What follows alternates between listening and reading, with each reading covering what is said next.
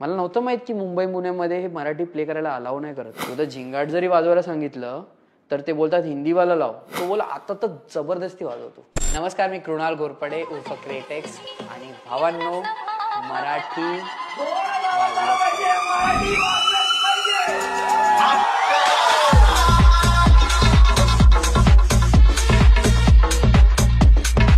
काही कारणामुळे I had to go to Japan for my work. तिकडे एक गोष्ट आहे किंटसुगी करून, तिकडे रियूज कल्चर खूप आहे.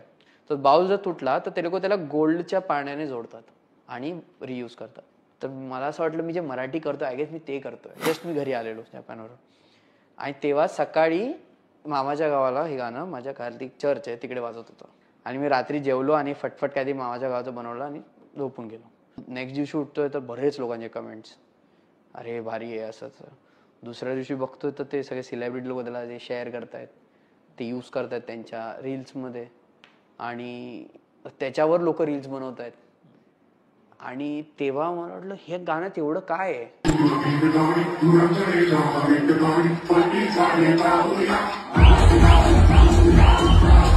क्लब्सला मी प्रमोटरला मेसेज करायचो, एकही माणसाने रिप्लाय नाही केला. सीन करून रिप्लाय नाही. ओके, काय तू काय त्यांना पिच करता? मी मोठ्याच्या मोठं पाठवायचो की हे आहे, मी मराठी करतोय, हे माझ्या मामाच्या गावाला एवढे व्ह्यूज आलेले आहेत, हे तुतारीच्या याला एवढे व्ह्यूज आलेले, 1 मिलियन पर्यंत पोहोचलंय, तर हे मला क्लबमध्ये एक्सपेरिमेंट करायचं आहे, तर मला शोज भेट. कुणाचाही मेसेज नाही आला. मला नव्हतं माहित आहे, मला नव्हतं माहित की मुंबई पुण्यामध्ये हे मराठी प्ले करायला अलाउ नाही करत. मला ते जरा शॉकिंग वाटलं. त्यातल्या माझे लोकल डीजे फ्रेंड जे आहेत विरार, मी त्यांना बोलू मला असंच आहे का. बोल हां. ते बोलतात झिंगाट जरी वाजवायला सांगितलं तर ते बोलतात हिंदीवाला लाव. प्रमोटर लोक, क्लब ओनर्स, मराठीवाला नका लाव. म्हणलं काय. तर एक तर मला राग आला, दुसरा मला स्वतः भीती वाटली की माझ्या करिअरचं काय. मग माझं तर करिअर डेड आहे. मग हे मी सारंगशी पण बोललो की दादा असं आहे. तो विचारतो अरे कधी आहे, व्हेन्यू सांग आम्हाला. तर त्याने सांगितलं अरे नाही असा प्रॉब्लेम होतोय. तर तो बोला आता तर जबरदस्ती वाजवतो.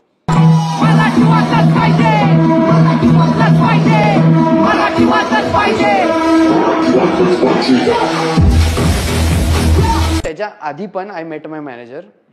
दिस was a unknown guy who had a believe in me. आम्ही एक शो करून बघितला. तेव्हा असं काही ठरलेलं नाही की हा मला मॅनेज करेल किंवा काय नाही. त्याने तो शो केला विथ फुल हिज रिस्क. तो बोला माझे पैसे गेले तरी चालेल, मग मला हे वाटते काहीतरी होणार आहे. तो कोल्हापूरचा आहे. मला तर वाटलं कोण नाही येणार. आणि गेलो आणि लिटरली म्हणजे असं कोण दिसत नव्हतं. लोक बसलेत आणि इट वॉज अ लाऊंज यार, म्हणजे टेबल्सवर दे आर इटिंग फूड. म्हटलं यार आज पण असत. पण माझे फ्रेंड्स होते बोल नाही रे अरे आम्ही नाचू ना, तुला काय टेन्शन आहे, आम्ही नाचतोय तिथं, तुला काय टेन्शन नाही.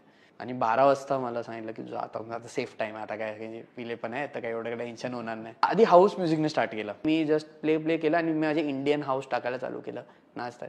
मग मी पहिलं या रावजी टाकलं.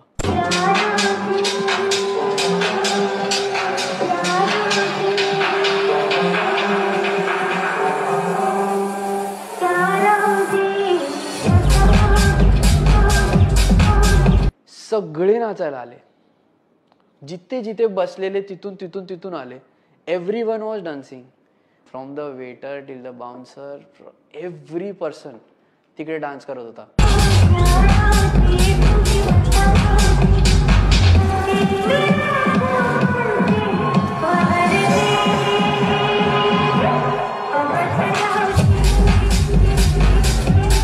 एक मी खूप माझ्या एका फ्रेंडनी नोटीस केली ही गोष्ट.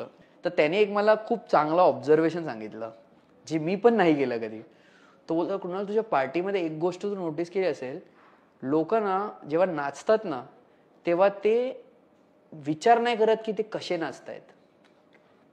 कारण की एका क्लबमध्ये जेव्हा नॉर्मल लोक जातील, कुठलेही हिंदी गाणं वाजू दे, ते जरासा विचार करून नाचणार की अरे मी नीट नाचतोय ना बाबा. तुझ्या क्लॅरिटीमध्ये तसं नाही दिसत आम्हाला. ते बिंदास नाचतील. उलट त्यांना असं वाटेल की जो नॉर्मल नाचतोय तो चुकीचा नाचतोय, आम्ही बरोबर नाचतोय.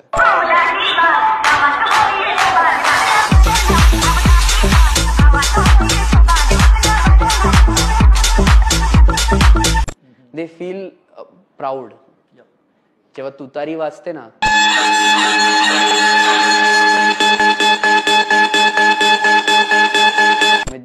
तुम्हाला झिंगाटचं हिंदी प्ले करायला बोलतायत, तिथे मी अशी गोष्ट वाजवली जिथे तर ते तर अजिबात अलाव नसतं केलं तुला. सगळ्या रेव्होल्युशनला असंच असतं. डे 1 पासून त्याला अलाव नाही करत, ते हळूहळू करणार. तरी आजकाल काय काय लोक आहेत जे अडून बसतात की नाही ते मराठी नाही. I don't understand the reason behind that. आता मी तुम्हाला बिझनेस पण देतोय, मी तुम्हाला क्वालिटी पण देतोय, मी तुम्हाला म्युझिक पण देतोय जे सगळं मी बनवलंय, मी तुम्हाला मार्केटिंग पण देतोय कारण की माझे फॉलोअर्स जास्त आहेत.